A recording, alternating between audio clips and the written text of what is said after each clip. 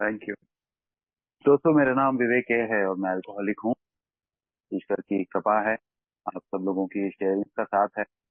और as usual मेरी पत्नी का रॉक सॉलिड सपोर्ट है कि आज भी शराब पीने की सुबह से कोई इच्छा नहीं आई। और पिछले 6 महीनों से और भी ज्यादा खुशी महसूस करता हूँ, क्योंकि पिछले 6 महीनों से मैं स्मोकिंग से भी पूरी तरह से दूर हूँ।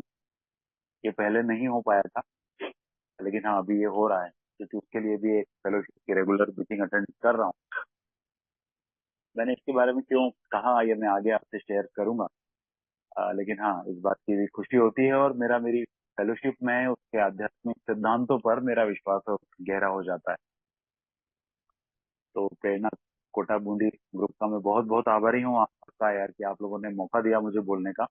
मैंने एक बात शुरू से देखी है, कि जब जब ऐसा हुआ कि मैंने शेयरिंग की। शेयरिंग तो हम रोज ही करते हैं ए मीटिंग में लेकिन फिर भी मैंने ये देखा है कि अक्सर ऐसा होता है कि वो शेयरिंग करने के बाद में मुझे एहसास होता है कि यार इस चीज के ऊपर मैंने जो बोला, शायद उतना तो मेरे सोचने में आया भी नहीं था, लेकिन वो मेरे मुंह से निकल गया और मेरी समझ बेहतर हुई। तो मुझे इसका बहुत फायदा मिलता है। तो मुझे वो फायदा पहुंचाने के लिए आप सभी का बहुत बहुत आभार। मुझे ना दोस्तों, सबसे पहले 2019 में किसी ओल्ड टाइमर ने ये कहा था कि यार अगर किसी बीमारी से निपटना हो तो आप क्या करते हो।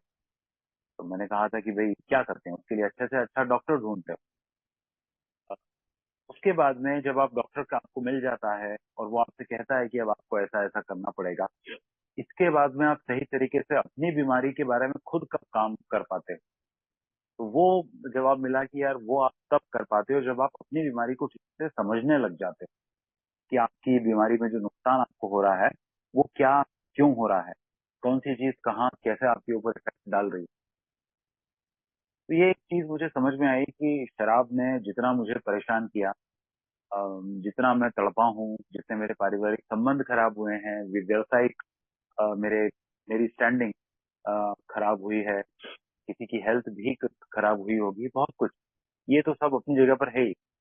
लेकिन इसके बाद में जब मैं ए में आ गया, जब सोब्राइटी मुझे ईश्वर की कृपा से मिल गई, उसके बाद में मेरी स्थिति क्या हो जाती, इसको समझना बहुत जरूरी है, क्योंकि ये वो बीमारी है जो अपना सबसे, है ना, कहते हैं ना, last nail in the coffin, सबसे खतरनाक हमला ये तब करती है जब शराबी शराब से दूर होता है, जब उसको लगता है कि अब सब ठीक है और कहीं ना कहीं वो थोड़ा सा लापरवाह होने लग जाता है, तब ये सबसे ज्यादा खतरनाक हमला करती है। ये एक समझने को मिला, तो इसलिए आपको मुझसे कहा गया कि यार आपको बीमारी को समझना बहुत जरूरी है। अब इसी चीज में ना मुझे एक फिर तब जाके ये चीज समझ में आई कि भाई, अ, जब ये बिग बुक लिखी गई, तभी भी शायद ऐसा ही हुआ कि ये समझ में आया कि एक शराबी जो है वो जब सोब्राइटी में आता है, तो वो ना अपने आप को अ, एक तरह का क्रेडिट सा देने लगता है कि ये बहुत बड़ा काम हुआ है। कुछ शराबी ये सोचते हैं कि मैंने बहुत बड़ा काम किया। आई थिंक ज्यादातर शराबी जो हैं वो ऊपर से बोलते नहीं है, खासतौर से मैं अगर अपनी बात करूँ तो, कि वो ऊपर से कहते नहीं है, लेकिन अंदर से उनको ऐसा ही लगता है कि मैंने बहुत बड़ा झंडा गाड़ा है, शराब से मैं दूर हुआ हूँ, बहुत बड़ा काम किया है मैंने। अरे आप चाय से दूर तो होके बता दो। कि जो लोग चाय पीते हैं, किसी को अदरक वाली चाय पसंद है, किसी को इलायची वाली, तो जो इलायची वाली चाय पीता है उसको एक दिन अदरक वाली चाय पिला दो, क्या वो पी लेगा? नहीं, वो चिढ़ने लग जाएगा। चाय छोड़ना तो बहुत दूर की बात है, अगर चाय का जो टाइम, अगर वो भी एक आध घंटे आगे पीछे हो जाए तो आप कितना डिस्टर्ब हो जाते हैं। तो फिर भाई साहब, मैंने तो शराब छोड़ी है, बहुत बड़ा काम किया है। तो शराबी जो है ना वो इस माइंडसेट में है। और दूसरी तरफ देखा जाए तो उसका जो परिवार है वो इसका बिल्कुल मतलब 180 डिग्री विपरीत। शराबी का कांटा अगर 12 पे है तो परिवार का 6 पर है। परिवार ये सोच रहा है कि कब साला ऊंट पहाड़ के नीचे आएगा और कब जो है पुराने सारे गिले शिकवे हम इससे सारे गिन गिन के बदले निकालेंगे, या फिर सारी जो अपनी खुन्नस है वो मिटाएंगे। क्योंकि यार शराबी ने इतने घाव दिए हैं अपने परिवार वालों को। परिवार में छोटे हों बड़े हों हम उम्र हो कोई भी हो, हम सब जानते हैं इन बातों को ना। तो परिवार की एक अपनी अलग सोच है। शराबियत को वो बीमारी मान ही नहीं पाते हैं। कैसे मानेंगे जब शराबी खुद ही नहीं मान पाता, तो वो कहाँ से मान लेंगे। तो ये एक इतनी इतनी विपरीत परिस्थिति है कि इसमें थोड़ा सा भी एक दूसरे को समझने की गुंजाइश ही नहीं बचती। शराबी को लगता है मैंने बहुत बड़ा किला फतेह किया है, और परिवार वालों को लगता है कि इसने अगर शराब बंद की है तो कौन सा बहुत बड़ा किला फतेह किया है। इस बेवकूफी में गया भी तो यही था, कितना समझाया था इसको। और कई परिवारों में तो ऐसा हो जाता है कि परिवार को ये लगता है कि कितना कुछ तो ये नालायक बर्बाद कर चुका है, कितना कुछ तो खत्म हो चुका है। अब अगर इसको समझ में भी आ गया तो कौन सी बड़ी इसने कोई शाबाशी की बात कर ली। तो परिवार वालों को तो खुन्नस अभी भी है। पहले तो वो शराब के नशे में धुत होता था तो वो उसको ज्यादा कह भी नहीं पाते थे, शुरू शुरू में सुनाते थे। बाद बाद में उन्होंने उसको कोसना भी बंद कर दिया था कि अरे इसके कानों तक आवाज तो जाती नहीं है, धुत पड़ा रहता है हमेशा, तो इसको कोसना भी क्या। लेकिन अब उनको वो मौका मिलता है तो उनके जो जख्म है वो एक बार तरोताजा हो जाते हैं।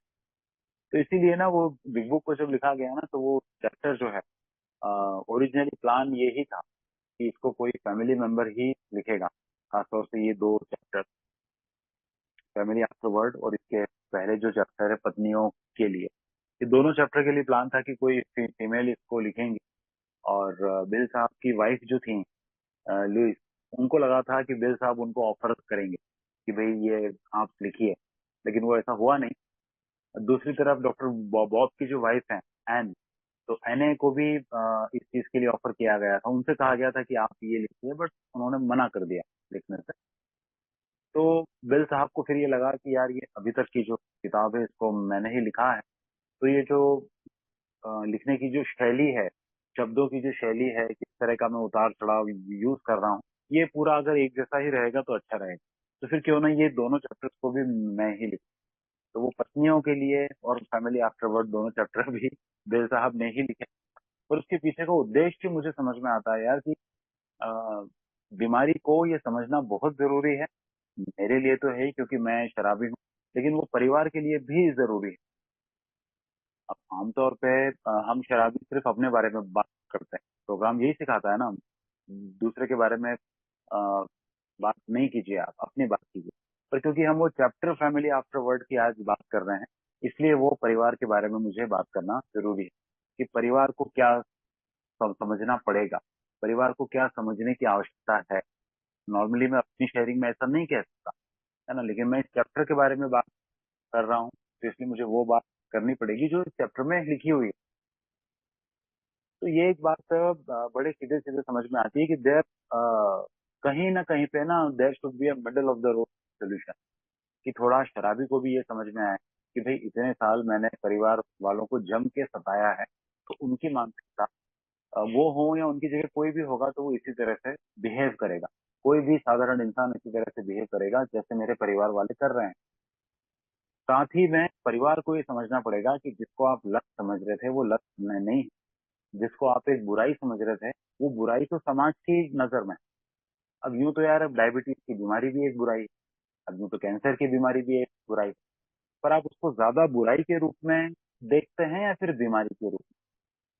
तो निश्चित रूप से हम उसको एक बीमारी के रूप में देखते हैं।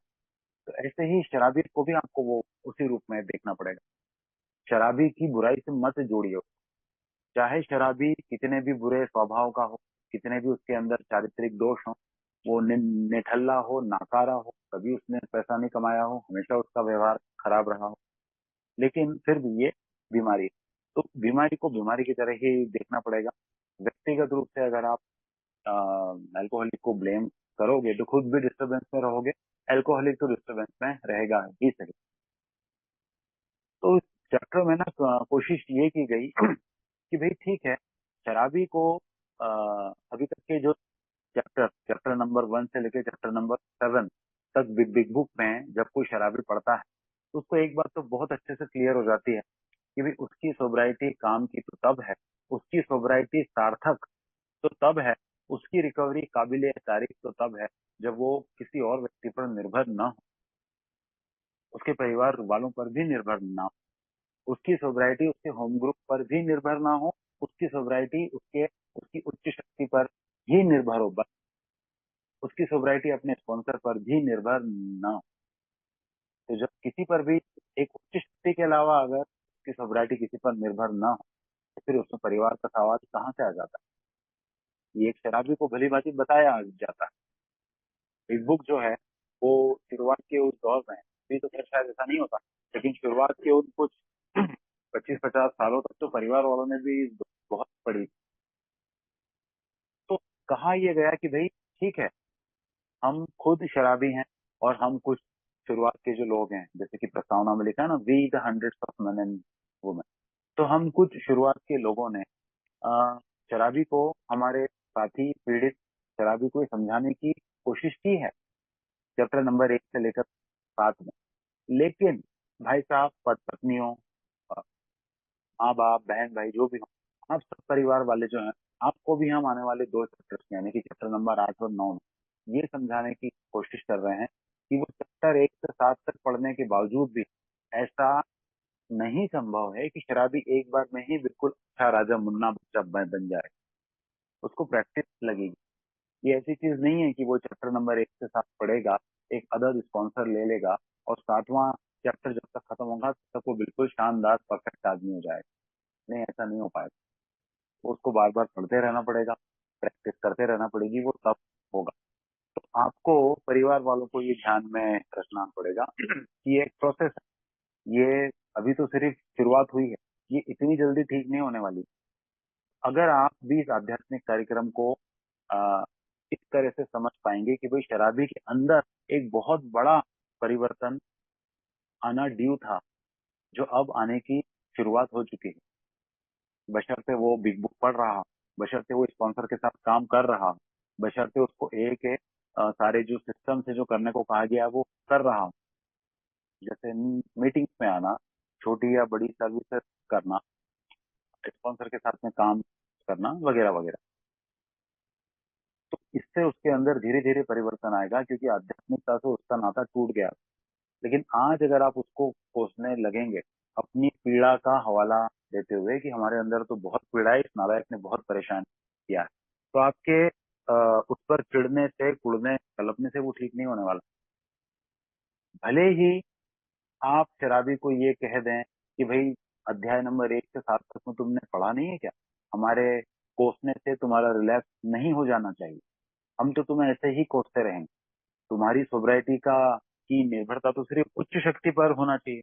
तो फिर हम अगर तुम्हें जली कटी सुना रहे हैं, तो उससे तुमको रिलैक्स का खतरा क्यों होने लगा? ये बात नहीं होनी चाहिए। शराबी की सोब्राइटी परिवार पर निर्भर नहीं होना चाहिए, लेकिन इसका मतलब ये नहीं है कि आप जबरदस्ती उसकी टांग खींचने की कोशिश करने लगे। वो अभी भी लड़खड़ाते हुए चल रहा है ना? तो परिवार अपनी तरफ से और कुछ भी नहीं कर सकता। सोब्राइटी में शराबी को लाने के लिए भी परिवार कभी कुछ भी नहीं कर पाया था। वो सिर्फ और सिर्फ जब एक ईश्वर की कृपा हुई उसके ऊपर, उच्च शक्ति की कृपा हुई, तो ही वो सोब्राइटी में आ पाया। कई ए मेंबर भी उसको मैसेज देते देते थक गए थे, लेकिन जब आना था वो तभी आया था। तो परिवार वाले अगर अपनी तरफ से कुछ कर सकते हैं, तो वो सिर्फ ये कर सकते हैं कि उनके अंदर जितना आध्यात्मिक पतन परिवार वालों में हो गया, उससे वो कम से कम उसका गलत प्रभाव शराबी पर आने देने से बचे। क्योंकि शराबी अभी भी तलवार की धार पे चल रहा है। बड़ा ही मतलब एक पतले से पतला कांच जो हो सकता है ना, उस कांच का बर्तन है अभी भी। ये कहने का मतलब बिल्कुल नहीं है कि आपको उसको टोकना पड़ेगा, आपको उसको झूले झुलाना पड़ेंगे, उसको हाँ जी करना पड़ेगा, नहीं, ऐसी बात नहीं है। लेकिन उसको जलील करना, कोसना बंद करके भी आप उसको एक बहुत बड़ा सपोर्ट दे सकते हैं। है ना? शराबी के लिए ऑन द अदर हैंड ये समझना बहुत जरूरी है। जैसे अगर हम बिग बुक में पढ़ते हैं, पेज 122 चैप्टर का जो पहला पेज है ना, कि भाई शराबियत एक ऐसी बीमारी है कि वो सिर्फ शराबी नहीं, पूरा का पूरा परिवार जो है ना, वो अंग्रेजी में बड़ा अच्छा लगता है मुझे वो वर्ड, न्यूरोटिक।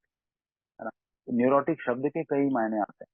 न्यूरोटिक में सनकी लोग भी आते हैं, न्यूरोटिक में एकदम से परेशानी में चले जाने वाले लोग भी आते हैं, न्यूरोटिक में एकदम से हाइपर हो जाने वाले, अपना आपा खो देने वाले लोग भी आते हैं।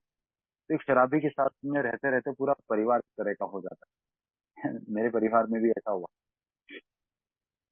मैं कई बार मीटिंग्स में इस बात को शेयर करता हूँ कि मेरी पत्नी के साथ ऐसा हुआ था कि सपोज घर के नौकर हैं, या कोई ऐसे लोग हैं जिनसे उनको दूर दूर तक कोई भी खतरा नहीं है, अगर उनसे हल्की सी तू मैं छोटी सी नोक झोंक अगर हो जाती थी तो मेरी पत्नी को ये लगने लगता था कि कहीं ये इंसान जो है ये मुझे अपमानित करने की कोशिश तो नहीं कर रहा है, कहीं ये इंसान मुझे बहुत बड़ा नुकसान पहुंचाने की कोशिश तो नहीं कर रहा। क्योंकि मेरे जैसे शराबी की शराबियत को झेलते झेलते उनके अंदर एक ऐसी भावना उत्पन्न हो गई थी कि भाई हर कोई उनको परेशान ही कर रहा है, उनको जिंदगी में सुख चैन शांति मिल ही नहीं सकता है।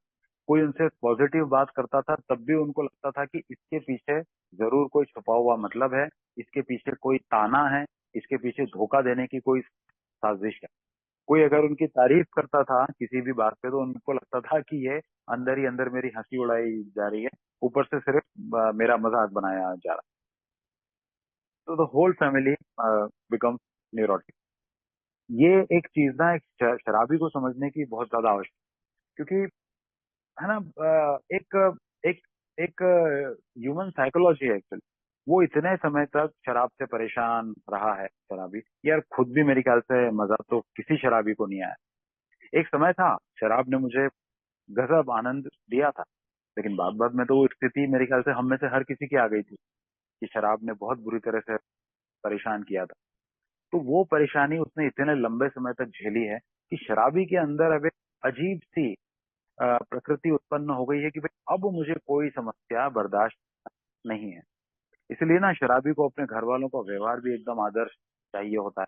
ये मुझे सपोर्ट करे ही सही, ये मुझ पर न चिढ़े, ये अब मुझे की निगाह से क्यों देखते हैं। कई घरों में ये भी समस्या होती है कि परिवार वाले अल्कोहलिक्स अनोनिमस को ही कोई वैल्यू नहीं करते, बेकार बताने लगते हैं कि क्यों जाते हो यहाँ पर। उल्टा शराबी पे तोहमत लगाते हैं कि तुम्हें मीटिंग्स के बहाने भी शायद पीने जा रहे हो, या फिर किसी दूसरी औरत से मिलने जा रहे हो, वगैरह वगैरह। तो शराबी के अंदर ही एक शर्त हो जाती है कि भाई बहुत दुखड़े झेल लिए हैं मैंने, अब मैं कुछ भी झेलने को नहीं तैयार हूँ। तो सिर्फ परिवार ही क्यों, वो उसको सब तरफ ये चीजें आ जाती, उसको अपने काम में ये लगने लगता है लोग तो हमेशा मुझे परेशान करने में ही लगे हैं, पहले भी परेशान कर रहे थे अभी भी कर रहे हैं। मैंने जिन लोगों को पैसे उधार दिए हैं वो सारे ऐसे गायब हो चुके हैं जैसे पृथ्वी पे कभी थे ही नहीं। जिन्होंने मुझसे उधार लिया, जिनसे मैंने उधार लिया था, वो पहले 4 आते थे, आजकल वो 10 आने लगे हैं। मतलब हर तरह से ये जो ईश्वर की संकल्पना वाली बात है ये गलत है, मेरे ऊपर कोई कृपा नहीं हो रही है, मैं परेशान हूँ। क्योंकि शराबी ने गलती से ऐसा मान लिया है कि अब जब मेरे साथ ही इतनी बड़ी अच्छी चीज हो गई है तो बाकी सब भी अब अच्छा ही होना चाहिए। वो ये भूल जाता है कि वो जो प्रकृति का जो चक्र है ना, वो नियम है, वो तो वैसा का वैसा ही चल रहा है। उस चक्र से बाहर शराबी हो गया था, वो दोबारा उस चक्र के अंदर आया है, तो बाकी सब तो उसी तरह से चल रहे हैं ना। परिवार वाले, अड़ोसी पड़ोसी, व्यापार से नौकरी से संबंधित लोग, सभी लोग उसी तरह से चल रहे हैं, उनमें कोई ऐसा विशेष परिवर्तन नहीं आया है। तो ये तो इसी तरह से चलता रहेगा। आप दया के पात्र अपनी नजर में बन सकते हो, है ना, लेकिन दुनिया की नजर में आपने कोई ऐसा काम नहीं किया कि वो आपको दया का पात्र माने। शराबी के लिए ये समझना बहुत ज्यादा आवश्यक है। अब फिर इसके बाद में बात आ जाती है कि भाई जैसे मैंने अभी कहा ना कि शराबी को लगता है कि मैंने शराब बंद करके बहुत बड़ा काम किया। तो ये यार वो शराबी को और वो परिवार दोनों को, जैसे जहां से हमने आज हमारी बात स्टार्ट की ना, दोनों को ये समझना बहुत जरूरी है कि यार ये तो बस शुरुआत है ना, पिक्चर तो अभी जस्ट स्टार्ट हुई है। क्योंकि ना बात हुई आ जाती है कि बीमारी को मैंने अच्छे से समझा है कि नहीं। और मैं तो अगर फिर भी चलिए मैं तो मीटिंग्स में आता हूँ, मैं अपने आप को शक्तिहीन मानूं या नहीं मानूं, लेकिन मेरे परिवार जो है ना उनके साथ बड़ी दिक्कत हो जाती है। उनको ऐसा लगता है कि शराब से दूर हो गए जी, हम तो गंगा नहा गए। क्योंकि अभी तो सिर्फ स्टार्ट हुआ है, कुछ भी नहीं हुआ है। शराब से दूर होना तो सिर्फ इस बात की एक का एक संकेत है कि हाँ भाई अब इस आदमी से आप 4 बातें कह सकते हो। अब आप इस आदमी को समझा सकते हो कि इसकी बीमारी के 3 पहलू हैं। इसके पहले तो ये तक भी शराब के नशे में टुन्न था, तो ये कहाँ से समझेगा। तो उसके शराब से दूर हो जाने से जो परिवार में टेंशन हैं, लोग जिस तरह से परिवार के न्यूरोटिक हो चुके हैं, वो अभी एकदम से ठीक नहीं होने वाला। परिवार से लोगों का तो ठीक होना बहुत दूर की बात है, शराबी का खुद का नहीं ठीक हो जाएगा तो फिर कहाँ से परिवार से आप कैसे उम्मीद करोगे। ये एक सालों की प्रक्रिया रहेगी। मतलब उसका शारीरिक रूप से ठीक हो जाना ये हो सकता है, हर शराबी का अलग अलग। जैसे मेरे केस में हुआ था कि शारीरिक रूप से समस्या करीब करीब नहीं थी। बस हाँ, ये था कि थोड़ी कमजोरी थी। वजन भी मेरा कुछ खास कम नहीं हुआ था। हर सबकी बॉडी होती है अलग अलग। तो वो भी वो रिहैब गया। वो उन्होंने खूब सोडे वाली रोटियां और वो पेट फुलाने वाली ये और वो दालें वगैरह वो सब खिलाई, तो मैं अच्छा हट्टा कट्टा हो गया था। लेकिन अब बात आती है वो मानसिकता की और आध्यात्मिकता की। तो आध्यात्मिकता की तो खैर बात बहुत आगे आती, लेकिन पहले वो मानसिकता सुधरने वाली बात आती। तो वो तो तभी हो पाएगा जब मैं ये मानूं कि हाँ भैया मैं शराबी हूँ, है ना। आगे मैं शराब नहीं पीऊंगा। शराब पीने की शराब में सिर्फ एक ही कंडीशन में नहीं पीता, इसमें कोई अपवाद नहीं। मैं शराब सिर्फ तब नहीं पीता हूँ जब मुझे शराब पीने की इच्छा नहीं आती। अगर इच्छा आ गई तो फिर तो 99% ही चांस है कि मैं शराब पी लूंगा। बस थोड़ा सा फर्क है ये। कई बार शराबी कहते हैं कि उड़ता उड़ता सा ख्याल आया, लेकिन वो अगर उड़ता उड़ते पे अगर काम नहीं किया तो फिर वो जुड़ता जुड़ता ख्याल भी आता है। और जैसे ही वो उड़ते से जुड़ते में कन्वर्ट हो जाता है, तो बस हम उसको कहते हैं कि मेंटल ऑब्सेशन ने उसको घेर लिया और वो रिलैप्स हो गया। तो बात तो तब बनेगी जब शराबी ये मान पाएगा कि हाँ यार, शराब से दूर होना आसान है, लेकिन उससे दूरी बनाए रखना मुश्किल है।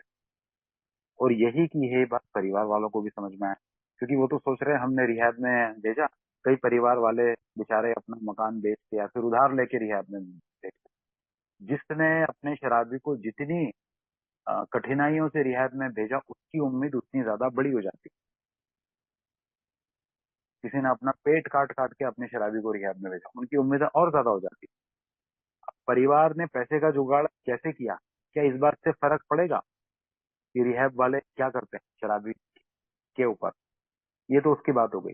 दूसरी बात, अगर ए वालों से संपर्क हुआ है तो परिवार की हालत कितनी खराब है, क्या इस बात से ये फर्क पड़ेगा कि कोई ए मेंबर किसी पीड़ित शराबी को किस भाषा में मैसेज देगा? नहीं यार। मीटिंग में उस नए शराबी की उपस्थिति में उससे कैसे बात की जाएगी, क्या ये इस बात से फर्क पड़ेगा कि वो कितना गरीब है या कितना अमीर? नहीं यार, ऐसा भी नहीं होगा। तो बस बात ये आ जाती है कि दोनों को ये समझना पड़ेगा कि आप किस स्थिति में हो उससे फर्क नहीं पड़ता है। आपके दयनीय स्थिति में होने से शराबियत की बीमारी में परिवर्तन नहीं आ जाएगा। लोगों का आपके प्रति जो व्यवहार है उसमें परिवर्तन नहीं आ जाएगा। वो बीमारी, डायबिटीज की बीमारी, किसी 1,000 करोड़ के आसामी को हो या फिर किसी आम आदमी को हो, दोनों को वो एक जैसा ही मारती है। बस थोड़ा सा फर्क ये पड़ता है कि अ, जो अमीर आदमी है वो किसी और अच्छे बड़े डॉक्टर को दिखा लेगा। गरीब आदमी शायद पैसे के अभाव में दवाइयां नहीं ले पाएगा, लेकिन बीमारी तो फिर भी दोनों की एक जैसी।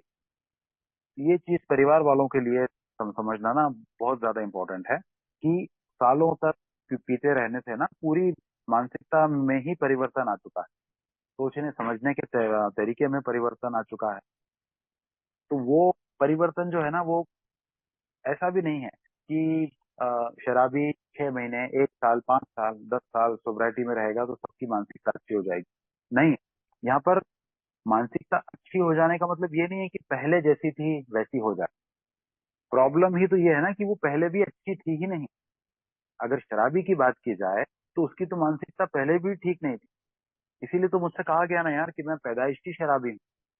क्योंकि एक तो वो जो शराब को पूरी तरह से ब्रेक डाउन करने में, ताकि एसीटोन नाम का केमिकल जो कि और ज्यादा क्रेविंग जगाता है, वो मेरे अंदर पड़ा न रहे, फटाफट खत्म हो जाए, जैसे बाकी सब लोगों की बॉडी में होता है।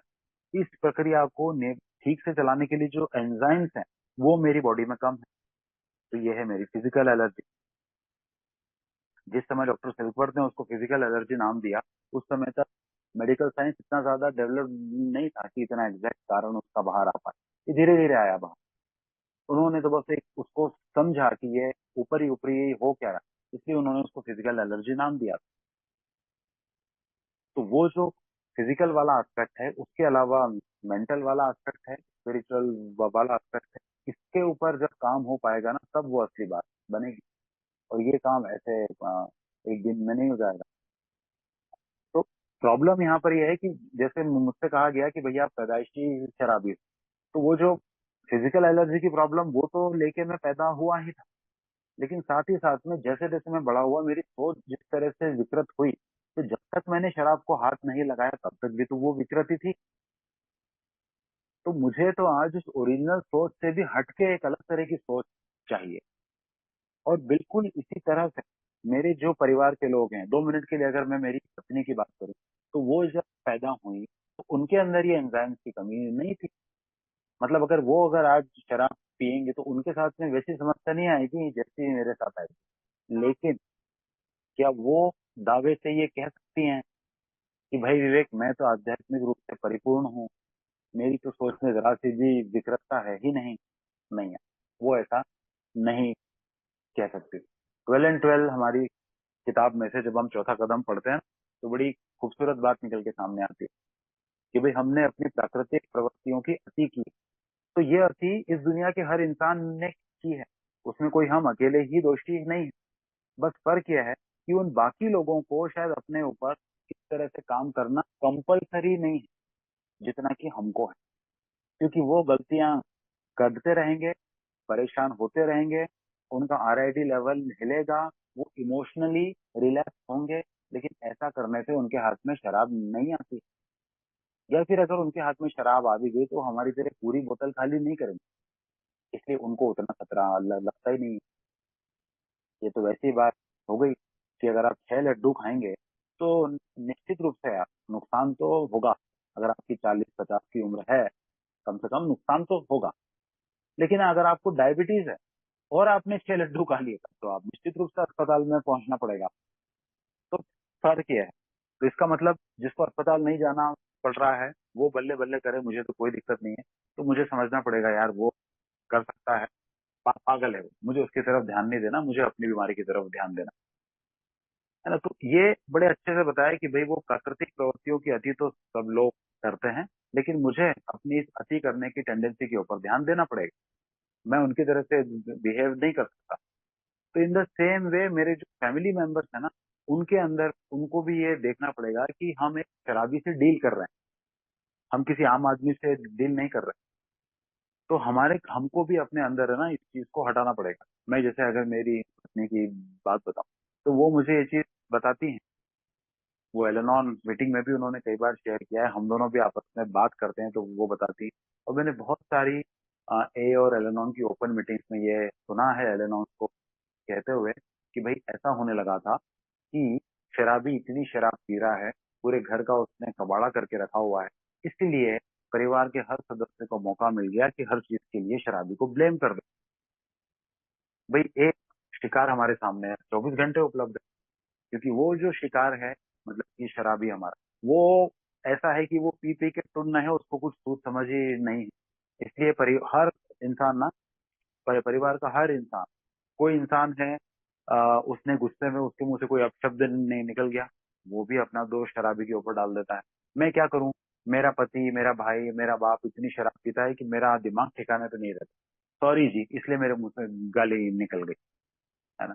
कोई औरत है, सॉरी पत्नी है, कोई कोई भी एक्सवाइजेड है, वो अपने बच्चे को बुरी तरह से पीट रहा है या पीट रही है, उसको कहा गया है इतने छोटे से बच्चे को क्यों पीट रहे हो, वो बाद में उसका ये कहना है कि साहब वो मेरा पति या मेरी पत्नी शराबी है, इसलिए मेरा दिमाग पूरे टाइम खराब ही रहता है। मतलब हर कोई इंसान अपनी गलती का दोष शराबी के ऊपर डाल देता है। तो ये भी कहीं ना कहीं एक तरह का आध्यात्मिक पतन ही है। किसी ने मेरा कुछ खराब किया था, और आज अब मुझे ये समझ में आ गया कि उसने जो मुझे नुकसान पहुंचाया था वो एक बीमारी के प्रभाव में था, इसलिए उसने मुझे वो नुकसान पहुंचाया था।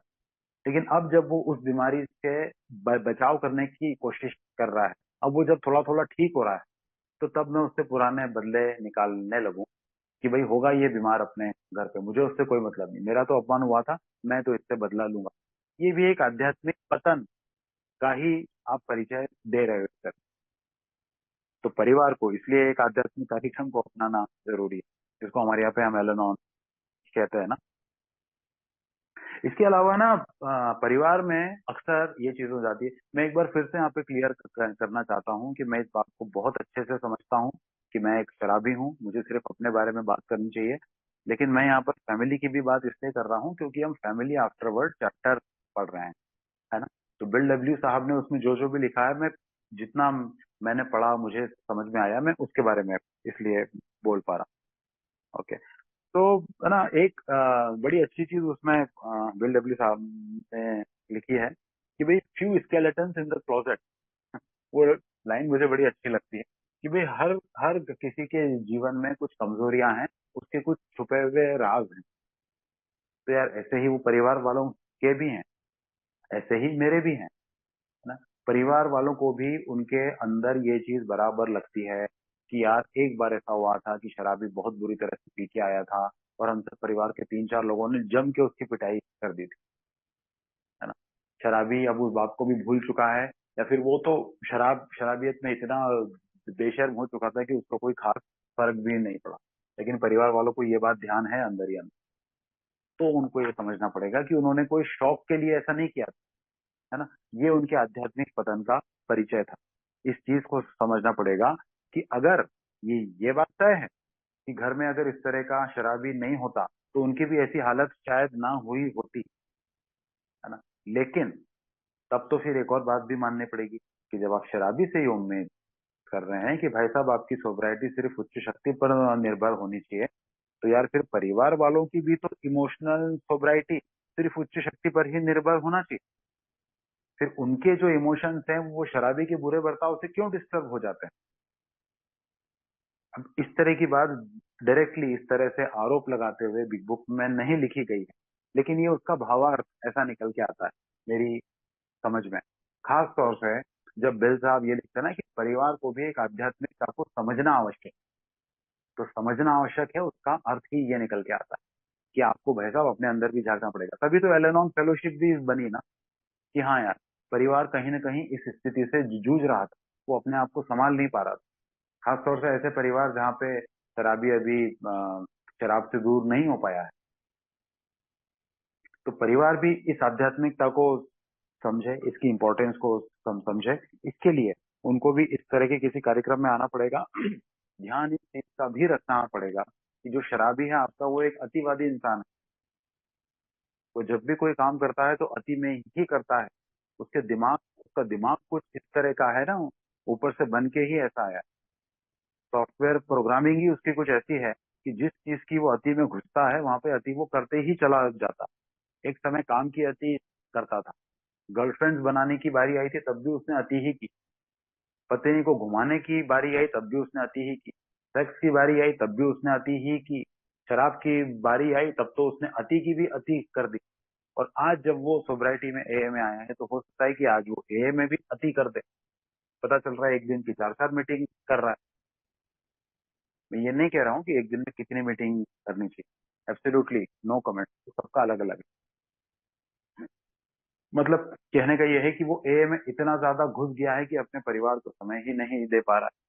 तो परिवार को लग रहा है कि पहले भी हमारे काम का नहीं था, या अभी भी हमारे काम का नहीं। ऐसा चैप्टर में ये लिखा हुआ है कि ऐसा आपके साथ में तब होगा जब आप बड़ी शिद्दत से इंतजार कर रहे हो कि कब आएगा ऊंट पहाड़ के नीचे। ये तो वहां जहां उससे बदले निकालो, लेकिन जहां बदले नहीं निकालने वाली बात है, तो वहां ये हो कि कब हमारा प्रिय व्यक्ति हमारे पास आएगा, कब हमारे अच्छे दिन वापस आएंगे, हम पहले की तरह घूमेंगे फिरेंगे मस्ती करेंगे खाएंगे, ये सब कब होगा। अगर आप इतना ज्यादा बेसब्री से इस चीज का इंतजार करोगे, तब ही ये होगा कि आपकी खुशियों पे फिर से ग्रहण लग जाएगा, क्योंकि आप बहुत जरूरत से ज्यादा उम्मीदें पाल के बैठे हो, है ना। आपको ऐसा लगने लगेगा कि अरे वो कहते तो हैं एक दिन में एक मीटिंग, तो बस एक ही करो ना, कि दो दो मीटिंग क्यों करते हो? या फिर ये मीटिंग के बाद में तुरंत घर क्यों नहीं आते? या ये पी आई नाम का नया क्या तुमने तोता पाला है, क्यों चले जाते हो? संडे के दिन भी घर से गायब हो जाते हो, पोस्टर चिपकाते रहते हो, चौराहों पर पर्चे बांटते हो, ये क्या है? परिवार को ये समझना पड़ेगा कि ये वि, विकास का क्रम है आज। शराबी अभी खुद भी अपने आप में बैलेंस नहीं बना पाया है, लेकिन आपको ये समझना पड़ेगा कि ये क्रम है। इस क्रम में वो गलतियां करेगा, निश्चित तौर पर करेगा। स्कूल का बच्चा है, आप उसको जब फर्स्ट स्टैंडर्ड में डालते हो तो आप उससे ये एक्सपेक्ट नहीं करते कि तू धारा प्रवाह हिंदी अंग्रेजी बोलने लग। आप उस जब बच्चा सेकंड या थर्ड या फोर्थ स्टैंडर्ड में आ जाता है, तो आप उससे ये उम्मीद नहीं करते हो कि तू 3 पेज का निबंध शानदार हैंडराइटिंग में बिना किसी स्पेलिंग या मात्रा की गलती के फ्लुएंटली फटाफट फटाफट 10 मिनट में लिख ले। नहीं, आप इंतजार करते हो कि उसकी ये उम्र शायद 8वीं में आएगा, 10वीं में आएगा, या स्कूल पार कर लेगा, शायद तब आएगी। और उसमें भी हर बच्चे की वो स्थिति अलग अलग आती है। एग्जैक्टली ये का ये एक शराबी के साथ है कि हर शराबी की स्थिति अलग अलग आती है। कई बारी परिवार में ऐसा हो जाता है कि परिवार के लोग अल-एनोन में हैं या नहीं है, जो भी है, लेकिन वो दूसरे शराबियों को देख के ना कंपेयर करने लगता है। और अक्सर ऐसा हो जाता है, दूसरे की थाली में ज्यादा घी दिखता है। मैंने खुद ने भी इस चीज को महसूस किया है। तो ये समझना पड़ेगा कि हर इंसान की एक, हमारी ना सिर्फ बीमारी एक जैसी है, लेकिन आपकी और मेरी परवरिश बहुत अलग है। आपकी और मेरी प्रकृति शुरू से बहुत अलग है। माना कि शराबी अक्सर विकृत मानसिकता वाले होते हैं, रहे हैं, लेकिन फिर भी दो शराबियों की मानसिक विकृति में बहुत ज्यादा अंतर हो सकता है। कोई शराबी ऐसा हो सकता है कि जो सेक्स के लिए बहुत बुरी तरह से जुनूनी था। दूसरा शराबी जो है वो पैसे के लिए बहुत बुरी तरह से जुनूनी था। अभी तो समाज का सिस्टम है, जो सेक्स के लिए जुनूनी है उसको सब लोग बुरा आदमी बोल देते हैं। जो पैसे के लिए जुनूनी है उसको लोग लालची या फिर वर्कोहलिक बोलना शुरू कर देते हैं। लेकिन फिर भी जो पैसे के पीछे पागल है वो उतना बुरा नहीं कहलाता जितना सेक्स के पीछे पागल आदमी को कहा जाता है। लेकिन बस मुझे मेरी बीमारी को यार समझना यही पड़ता है कि मेरा दिमाग जो है ना, वो ये अंतर को नहीं देख पाता है कि ज्यादा सेक्स के पीछे भागना बुराई है और ज्यादा पैसे के पीछे भागना उतनी बड़ी बुराई नहीं। नहीं यार, मेरा दिमाग तो सिर्फ आनंद के पीछे भाग रहा है। उसको सेक्स के पीछे भागने में इतना आनंद नहीं आता जितना आनंद उसको पैसे के पीछे भागने में आता है। तो मेरा दिमाग पैसे के पीछे भागता है, किसी और का दिमाग कहीं और भागेगा। तो मुझे बस समझना ये पड़ेगा कि ये जो मेरी भागदौड़ है ना, अति की जो भागदौड़ है ना, इस पे मेरे को बैलेंस करना पड़ेगा। और मेरे परिवार वालों को भी ये समझना पड़ेगा कि ये जो अति वाली प्रॉब्लम थी, अभी वो शराब पर से सबसे पहले हटी है। तो ये बहुत एक टेम्परेरी रिलीफ है। जो कल रहेगी कि नहीं रहेगी वो इस बात पर निर्भर करेगा कि शराबी अपने ऊपर कितना काम करता है, अपनी आध्यात्मिक स्थिति को कैसे बचा के रखता है। थोड़ी मात्र बचा के रखेगा तब जाके तो वो सोबर रहेगा। और फिर उससे और ज्यादा बैलेंस अगर वो बढ़ाना शुरू कर देगा आध्यात्मिकता का, तब उसके व्यवहार में परिवर्तन आएगा। तो परिवार वाले उसमें कुछ खास ज्यादा कर नहीं, वो शराबी के ऊपर निर्भर। लेकिन हाँ, यही बात जो है ना, वो परिवार वालों पर भी डिपेंड करती है कि आप किसी की देखा देखी करके उसको ना कभी ये एडवाइस नहीं दे सकते कि आपको भी ऐसा करना चाहिए, वो फलाना तो ऐसा ऐसा करता है। एक और बात बड़ी इंपॉर्टेंट आती है जो मेरे एग्जाम्पल से भी रिलेटेड है, कि जैसे चैप्टर में लिखा गया है कि भाई शराबी के साथ कभी ऐसा भी नहीं होना चाहिए। जैसे तो हमने नेगेटिव नेगेटिव बात, अभी पॉजिटिव बात करते हैं कि भाई शराबी के साथ ये भी नहीं होना चाहिए कि वो आया है तो उसको बड़ा रेड कारपेट वेलकम दिया जा रहा है ना। परिवार वाले सब उससे डर रहे हैं या फिर उसको बहुत ही ज्यादा प्यार कर रहे हैं। अरे आ गया मेरा लाल, बॉर्डर पे गया था युद्ध लड़ने, आ गया है ना। मैं रिहैब में था तो मुझसे रिहैब वालों ने कहा था कि तुमने कोई किला फतेह नहीं किया है, कोई रेड कारपेट वेलकम मत उम्मीद करना। लेकिन यार मेरे साथ उल्टा ही हुआ। मेरे को तो वास्तव में रेड कारपेट वेलकम मिला। मैं घर में जैसे ही आया तो घर की एकदम रंगत ही बदली हुई थी। मेरी पत्नी ने 3 महीने डबल शिफ्ट में कारपेंटर और मजदूरों को काम पे लगवा के घर में रिनोवेशन ड्यू था वो कराया, अकेली औरत ने। इतना सब उन्होंने काम कराया नॉल, और मुझे बिल्कुल इस तरह से रखा जा रहा था। मेरे घर में बस मेरी पत्नी और बेटी ही है। तो मुझे इस तरह से रखा जा रहा था कि जैसे मैंने कभी कोई गलती की ही नहीं। तो इससे ना एक गड़बड़ ये हो गई हमारे यहाँ पर कि जैसे मैंने शुरू में कहा था ना कि शराबी को लगता है मैं जंग जीत के आया हूँ, मैंने बहुत बड़ा किला फतेह किया। मुझे वास्तव में ये लगने लगा कि मैं जंग जीत के आया हूँ और मैं बहुत ही महान त्याग की मूर्ति हूँ टाइप, इस तरह की कुछ भावना मेरे अंदर आने लगी। क्योंकि तभी तो मेरी वाइफ मेरे को इतनी इज्जत दे रही है, क्योंकि ये वो वाइफ है जिसने मुझे ताने भी मारे हैं। ये वो वाइफ है जिसने मुझे कभी कभार ये भी कहा था कि आपके अंदर से रीढ़ की हड्डी गायब हो चुकी है शायद। Man with no spine. कहती थी वो ऐसा अंग्रेजी में, you are a man with no spine. ये वो पत्नी थी जो जो मुझसे ये कहती थी कि या तो आप बहुत बुरी तरह से पागल हो चुके हो, या फिर आपसे बड़ा नौटंकी ड्रामेबाज मैंने आज तक नहीं देखा। वो पत्नी मेरा इतना स्वागत कर रही थी, पुरानी कोई बात कभी नहीं निकाल रही थी, और अगर मैं कोई घटना का जिक्र भी करता था तो वो इधर उधर की बात निकाल के उस बात को टाल देती थी। मेरे अंदर अपने आप ये गलत फहमी पलने लग गई कि यार वास्तव में ये जो कुछ भी मैं शराब से बाहर आई हूँ ये पूरा मेरी ही देन है, मैं ही इतना समझदार हूँ। और इसका नतीजा ये हुआ कि मेरे अंदर वो चिड़चिड़ाहट, उकताहट बहुत ज्यादा बढ़ने लगी। उसका कारण बहुत बड़ा ये था कि शराब ने मेरे दिमाग में खालीपन छोड़ दिया था। जो आनंद मुझे शराब से, जो डोपामाइन मुझे उससे मिलता था, वो नहीं मिल पा रहा था। जीवन में खालीपन था। लेकिन अपनी गलती क्योंकि मैं देख नहीं पा रहा था, पत्नी मुझे मेरी कोई गलतियां बता नहीं रही थी, बल्कि उल्टे, चलिए गलतियां नहीं बताती, लेकिन उन्होंने जिस तरह से मुझे हथेली पे रखा उस तरह से भी रखने को मना किया गया। तो उससे मुझे ये गलत फहमी होने लगी कि मेरी तो कोई गलती है ही नहीं। तो इस चीज को भी समझना बहुत आवश्यक है कि परिवार से ये उम्मीद की जा रही है कि भाई आपका जो बिहेवियर है ना, एक तरह से नपातुला संतुलित बिहेवियर होना चाहिए। क्योंकि आप कम से कम शराबी तो नहीं है। भाई शराबी तो चलिए शराबी है, पहले भी वो अति करता था, वो अभी भी कहीं ना कहीं अति कर रहा है। और शराबी का तो क्या है, वो तो सालों की सोब्राइटी के बाद भी, कल को अगर वो ओल्ड टाइमर भी हो गया और अगर उसने रिकवरी सही तरीके से नहीं ली, तो हो सकता है वो एक ब्लीडिंग डीकन बन जाए। एल्डर स्टेट्समैन बनने की बजाय वो ब्लीडिंग डीकन बन जाए। ऐसा भी तो हो सकता है। तो कहाँ तक आप उससे ही उम्मीद लगा के बैठे रहेंगे। तो जरूरी यह है कि भाई आप अपने आध्यात्मिक विकास पर ध्यान दीजिए, दूसरों को भी इसके बारे में बताइए। दूसरे जो ऐसे पीड़ित शराबी हैं उनके भी परिवारों को बताइए, जिनको अभी ए के बारे में शायद ए का मैसेज मिल गया, लेकिन शायद वो परिवार वाले जो हैं उनको अभी एल एनॉन का मैसेज नहीं मिला है। तो आप उनको भी इसके बारे में बताइए।